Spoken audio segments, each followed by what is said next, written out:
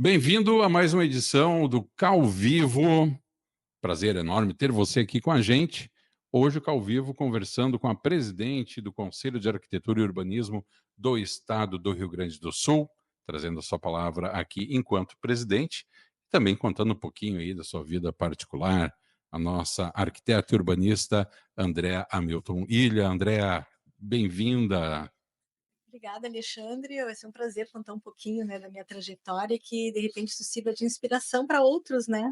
Com certeza, eu acho que sim, André, que tu tens uma trajetória muito bonita dentro da arquitetura, veio de uma cidade do interior para a capital, estudar, especialmente para estudar arquitetura, e hoje a gente fala muito disso, né, André, dessa representatividade do interior, né, da ação dos profissionais. Eu queria que tu contasse um pouquinho dos teus primeiros passos na arquitetura, como é que tu chegaste até a arquitetura, se tu foi aquela criança que já queria ser arquiteto, se teve alguma influência durante a tua carreira? Bom, eu quando criança gostava muito de desenhar, de trabalhar com artesanato, manualidades, assim, né? Sempre gostei muito disso. E eu acho que eu fui em grande parte influenciada por um tio que é arquiteto. Ele Uhum, foi professor na Unicinos, então eu acompanhei um pouco assim, né? A trajetória dele, eu acho que isso me inspirou também, né? De entender o que era arquitetura e, e escolher fazer essa faculdade, enfim, seguir por esse caminho. uhum, Então, eu morava em Santana do Livramento, né, onde eu nasci, minha família toda é de lá. Então, quando fui fazer faculdade, eu fiz vestibular e entrei na URGS, aqui em Porto Alegre, e vim morar em Porto Alegre então, foi onde eu cursei, né. Acabei ficando, né, mais uns anos aqui, depois da minha formatura, que aliás eu completei 30 anos de formada agora, em julho, uhum. então assim, o tempo passa muito rápido, a gente nem se dá conta, né, já fazem Sim. 30 anos, não realmente não parece. Mas, e as minhas filhas acabaram nascendo aqui também, né, eu até quando me formei, eu estava grávida, assim, ela nasceu uma semana depois, né, então eu digo que é os 30 anos dela e da minha formatura meio juntos, Coincidem. assim, né. Isso eu acho que é uma questão importante também, assim, de contar, né, dessa porque é a questão da maternidade, né, na profissão também, né. Eu já tive a minha filha no início, né, quando eu me formei, e isso gera um pouco de impacto, assim, para a gente, iniciar a carreira, iniciar o trabalho, né. Uhum. Mas então a gente acaba tendo que fazer algumas opções, né, Sim. mas foi bastante importante. E depois veio a minha segunda filha, no início eu trabalhava em casa, né, com programação visual, coisas assim que eu conseguia compatibilizar com a maternidade. E aí nós resolvemos voltar para Livramento. Uhum. E aí lá sim foi que eu comecei, né, com, escritório em casa, né, trabalhando com arquitetura. Nas cidades do interior a gente costuma, trabalhar com projeto, com execução, com diversas áreas da arquitetura, projetos complementares, né, cidades menores a gente acaba, fazendo várias atividades, né, Uhum. referente à profissão. E também mas eu sempre gostei de compartilhar isso com colegas, então, trabalhei sempre com algum outro colega, né, Sim. arquitetos e engenheiros. Sim. Então, mais ou menos foi assim o meu começo, né, quando eu voltei para lá. É, eu acho que tem vários aspectos aí, né, André? Primeiro, alguém que vem do interior para a capital, que hoje é uma coisa comum, mas há 30 anos atrás não era tanto. Também a questão da conciliação, né, André, da maternidade com o estudo, com a atividade profissional. A gente sabe que isso dentro é uma pauta importante ainda hoje, né? O que te motivou, André, a entrar na representação dos teus pares no Conselho de Arquitetura e Urbanismo? Bom, quando eu voltei então para Santana do Livramento, eu tinha ficado 10 anos fora. Então, buscar os colegas, né, até para entender como as coisas estavam acontecendo na profissão, né, foi o primeiro passo, assim. Aí eu fui convidada a participar da associação, né, existia uma associação santanense de engenheiros e arquitetos lá, Uhum, então, comecei a fazer parte das reuniões. Depois eu fui convidada a representar a associação dentro do CREA, na época a gente uhum, estava, né, ainda dentro dos arquitetos, faziam parte do CREA, e foi uma coisa natural, assim, né, a gente vai participando das reuniões, vai se envolvendo uhum. com os temas, E é interessante, porque os arquitetos sempre têm essa paixão pela profissão, né, porque é uma profissão que é muito exigida desde a da formação, então quem realmente se forma em arquitetura é porque gosta muito da profissão. E Uhum, quando a gente começa a se envolver nesses debates, né, sobre a profissão das entidades, a gente acaba se apaixonando ainda mais, né, e querendo uhum, fazer coisas pela profissão, né, uhum, fazer com que as pessoas entendam qual é o nosso papel, de que forma a gente consegue contribuir, né, para a sociedade com dar nossa parcela de contribuição, né, nas diversas áreas. Então, foi natural, assim, foi uma trajetória, né, que eu fui primeiro eu fui inspetora, né, uhum, na inspetoria do CREA lá, depois fui conselheira, e aí no meu último ano, penúltimo ano da representação dentro do CREA, eu fui coordenadora da Câmara de Arquitetura. uhum, E, e aí depois sim, houve a transição, né, que houve a criação do Conselho de Arquitetura, e aí então, aí eu fiquei um período sem participar nesta instância, seguir na entidade local, né. uhum, E essa ruptura também, eu acho que isso gerou impacto em várias cidades, né, menores, assim, do interior, e nós acabamos também criando, um núcleo do IAB lá em Santana do Livramento, né, a gente também sentiu essa necessidade de uma discussão mais voltada pra arquitetura, né, a gente tinha essa associação mista, e aí a gente, resolveu então criar esse núcleo. uhum, E, bom, Santana do Livramento é uma cidade que é uma cidade de fronteira, então a gente sempre se reuniu, né, com arquitetos uruguaios também. uhum, Então esse núcleo, quando a gente resolveu criar, a gente criou um núcleo de fronteira, Livramento Rivera, porque todas as atividades que a gente desenvolve, discussões sobre arquitetura, a gente convida os nossos colegas uruguaios também para traçar, né, conversar sobre as situações diversas da profissão, né, tanto de uhum, um lado e do outro ali da fronteira. Isso é uma característica própria ali do lugar, né. E isso engrandece bastante as discussões, né, são uhum. realidades diferentes, mas a profissão é a mesma, né. Enriquece bastante, né? Com certeza. Tem uma frase que frequentemente é atribuída ao Einstein, mas eu não sei se é ou não, mas eu gosto de citar, que uma mente que depois que a mente se expande, dificilmente volta ao mesmo lugar que era antes, né, ao mesmo tamanho. Quando tu começou a entender a complexidade da arquitetura, que vai muito além, obviamente, do projeto e execução, tantos outros assuntos envolvidos, tu passou a enxergar a arquitetura de uma maneira também um pouco diferente, André?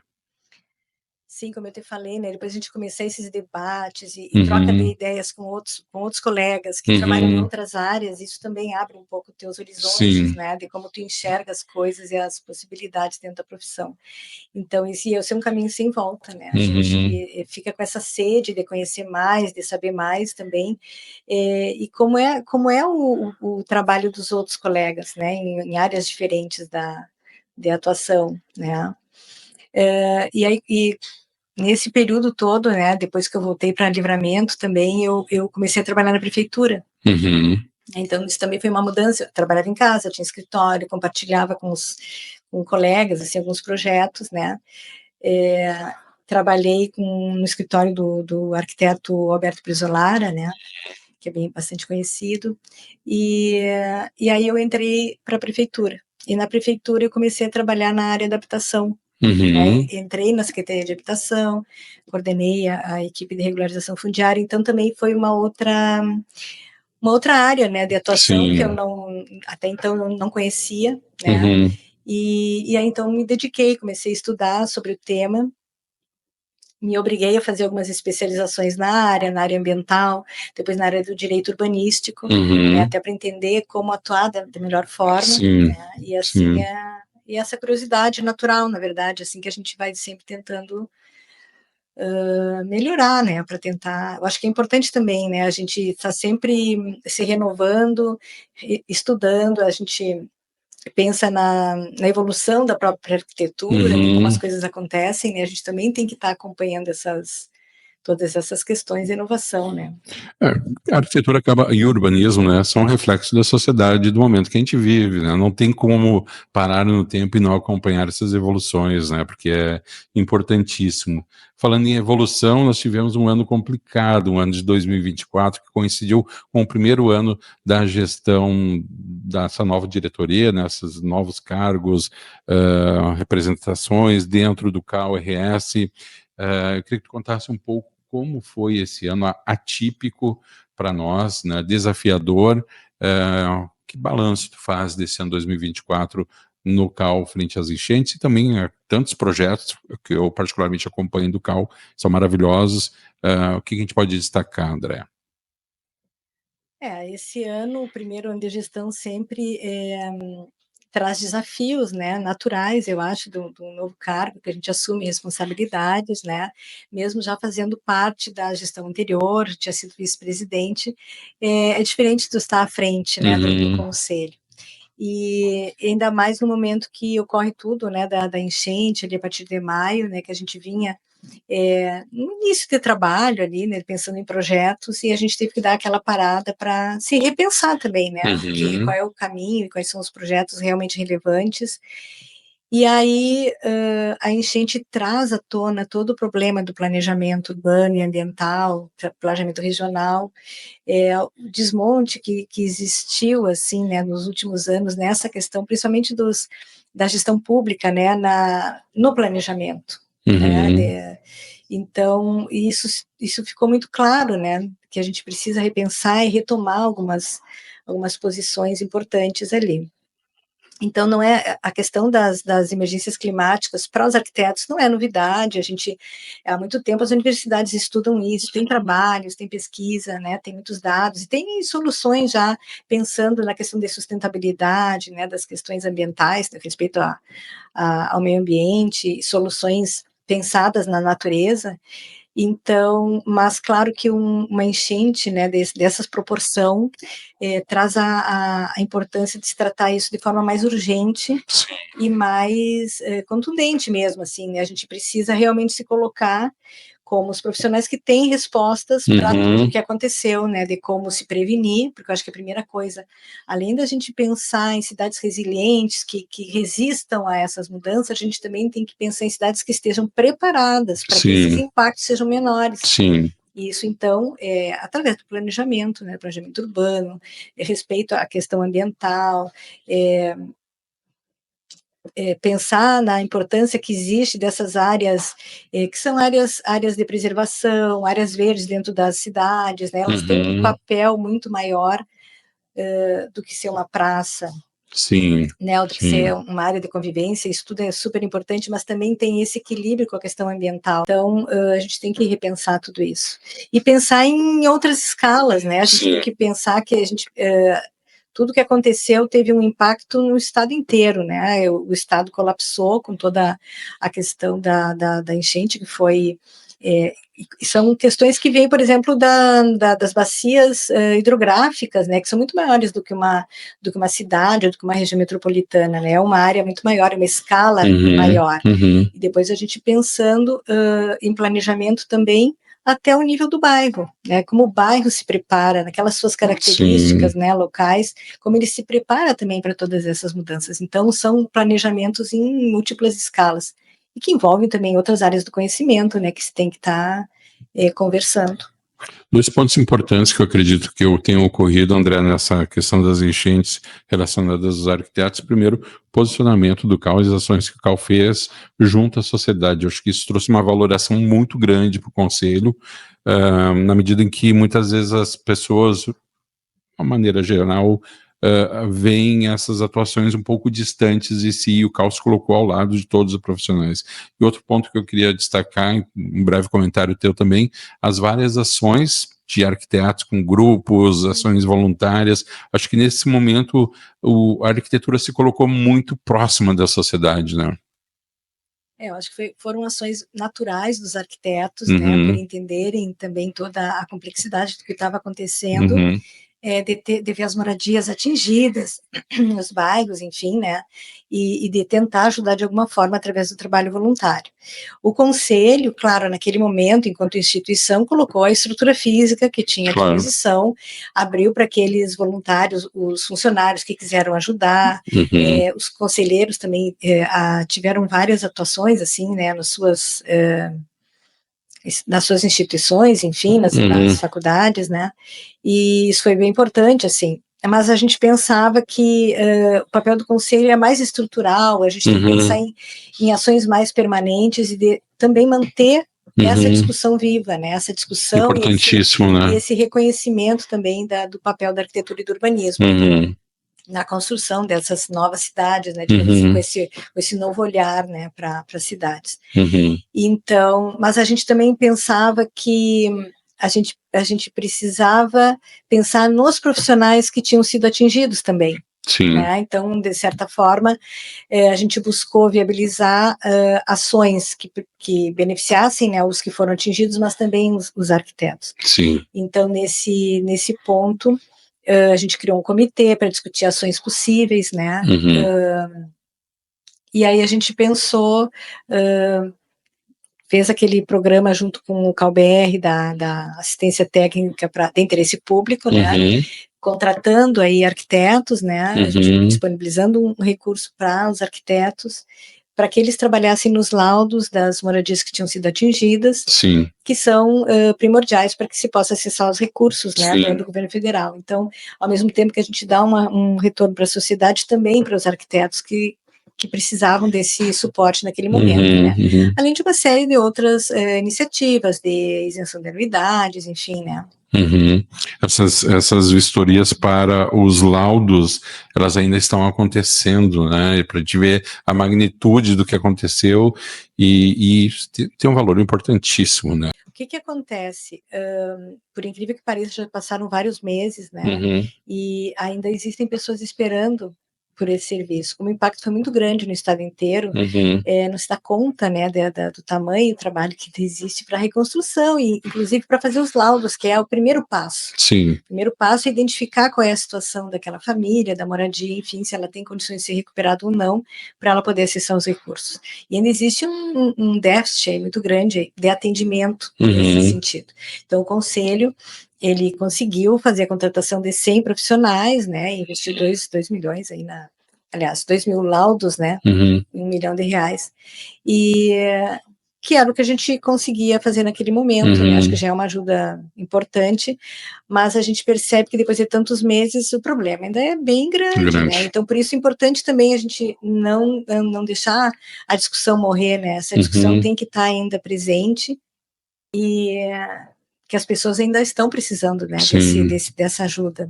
Houve aquele momento, aquele ápice do voluntariado e ápice das ações, que justificado, né? Mas é importantíssimo isso, o fato de continuar lembrando e continuar com essas ações, né? Porque o problema ainda persiste. Mas a gente falou de um ano de CAL, de nova gestão, mas temos 2 anos ainda pela frente, André. O que pode se esperar de ações do CAL aí nesses próximos 24 meses? Bom, nós temos vários projetos, né, pensados para os próximos anos, alguns que a gente já vem, né, numa continuidade da gestão anterior, né, que a gente tem esse projeto do Nenhuma Casa Sem Banheiro, que iniciou lá em 2021, né, durante a pandemia, e que agora, mais do que nunca, né, depois de uma fala do presidente Lula em relação ao déficit de banheiros no Brasil, né, que é bastante grande, o nosso projeto, de repente, pode servir como um modelo, né, de como implantar uma política nacional, né, para enfrentar esse problema. E a gente, inclusive, apresentou isso essa semana no Ministério das Cidades e na Casa Civil, né, a gente apresentou a nossa experiência exitosa, né, em relação ao que a gente conseguiu no Rio Grande do Sul até agora, e é um projeto que ele não é uma simples construção de banheiros, mas é uma atenção, né, para aquelas famílias e uma implementação da Lei de Assistência Técnica para Habitação de Interesse Social, que é o direito dessas famílias, né, de baixa renda, e que é uma lei ainda pouco aplicada nos municípios. Então, esse projeto ele alia, né, essas questões assim desse atendimento da precariedade máxima que eu entendo, né, que é a falta de um banheiro. Sim. Existem precariedades de repente de materiais, de insegurança da moradia, mas o banheiro eu acho que é a questão que impacta mais a questão da saúde das famílias, né, em relação à higiene, enfim. E o próprio impacto ambiental que existe quando tu não tem um tratamento dos efluentes, né, tal dos banheiros. Então, acho que esse é um projeto que gera um impacto social bastante grande, e então a gente foi levar essa experiência também. A nossa expectativa é que, de alguma forma, a gente consiga contribuir para que esse projeto ganhe uma escala maior, uma escala nacional. Pode-se dizer que esse é um dos grandes desafios da arquitetura e do urbanismo dentro do cenário atual, né? Além dele, mais algum, André, que tu A gente está consegue? falando aqui da habitação social, né? Mas a gente tem outras, obviamente, né? A gente trabalha com outras frentes também, outros projetos importantes. A gente trabalha com a questão da preservação do patrimônio, né? A gente tem várias ações, né? Tentando buscar incentivar a preservação do patrimônio, respeito ao patrimônio cultural, né? Que não é só arquitetônico, porque ele conta uma história das cidades, né? Então a gente tem alguns projetos pensados nisso. A gente tem nossos editais de apoio, né, que para ações possíveis, né, que possam ser desenvolvidas, principalmente na questão da educação patrimonial, né. Quando a gente fala em patrimônio cultural, a gente tem que entender também que é importante as pessoas entenderem o que é o patrimônio, né. Tem que partir da sociedade também esse respeito, né, pelo patrimônio, para que a gente também possa apoiar, né, essas iniciativas de preservação. A gente também tem uma ação importante, que é a criação de um gabinete de apoio às prefeituras, porque a gente percebe, assim, no nosso trabalho do dia a dia, né, da fiscalização, que as prefeituras, às vezes, têm muita dificuldade de implementar uma licitação, de entender como funciona, né, o sistema, próprio sistema legislativo de proteção ao patrimônio. Então, o gabinete ele vem para ajudar nesse ponto, assim, dar uma orientação, né, em relação a esses temas, e que eu acho que vai ser bem importante, assim, até algumas parcerias para fazer cursos de capacitação para os profissionais que são funcionários públicos. Nós temos também um outro projeto que a gente desenvolveu no nesse comitê pensado durante as enchentes, né, para pensar em ações estruturantes, que é um escritório público, né, que possa atender dentro da comunidade e fazer projetos desde a questão urbana, né, mais local, até a assistência técnica também. Então, são vários projetos aí. A gente tem um evento importante que acontece em 2025, que é a Trienal de Arquitetura, e que a gente, claro, vai abordar vários temas de interesse dos profissionais, essas questões de tecnologia, né, como tu comentavas antes ali, dessas mudanças da profissão, né, a inserção do BIM, agora da questão da inteligência artificial. Então, são temas também que a gente tem que abordar e colocar na pauta do conselho e trazer os profissionais para essa discussão também. Eu acredito que essa é uma das formas do CAL contribuir para fortalecimento da profissão, André, e também a ampliação da sua relevância na sociedade. Claro que o conselho, como fiscalizador e regulador, a gente sempre pensa que a melhor forma é comunicar, né? Então, fazer com que a sociedade entenda qual é o trabalho do arquiteto e que os arquitetos também nos deem esse retorno do que eles precisam para trabalhar melhor, né? As dificuldades que eles enfrentam, para a gente pensar nesses programas também, para dar esse suporte, né? Esse reconhecimento para a importância da profissão. Muito bem, estamos indo para o final. Passou rapidíssimo, André. Aliás, eu cometi uma indelicadeza no começo, vou me retratar aqui. Quero agradecer, pelo menos, o acolhimento do CAL aqui, a nossa equipe, aqui nesse espaço maravilhoso, e convidar, né, todos os arquitetos que conheçam aqui o espaço do arquiteto urbanista dentro aqui da sede do CAL em Porto Alegre. Para a gente finalizar, André, que mensagem você gostaria de deixar para todos os arquitetos urbanistas do Rio Grande do Sul? Bom, eu quero convidar todos, né, inclusive já que tu falaste do Espaço do Arquiteto, a inauguração dele estava marcada para maio, né, desse ano, e aí com a enchente a gente obviamente não fez, né, a festividade e tal, não fez a inauguração oficial, e resolveu abrir igual esse espaço para os arquitetos, né, um espaço de todos e todas para que venham conhecer um pouquinho também do nosso trabalho. e deixar a seguinte mensagem, né, esse ano foi um ano de desafios, né, importantes, mas que colocou também a importância do nosso trabalho para a sociedade. Então, novos desafios virão, né, eu acho que a gente tem que se preparar para eles, e desejar, sim, que o próximo ano seja, de construção, né, de valorização da profissão, de reconhecimento, né, e dê muito sucesso para todos. Muito bem, arquiteta e urbanista Andréa Hamilton Ilha, presidente do Conselho de Arquitetura e Urbanismo do Estado do Rio Grande do Sul. Andréa, muitíssimo obrigado e Obrigada. sucesso na gestão de todos vocês, tá bom? Obrigada e estou à disposição.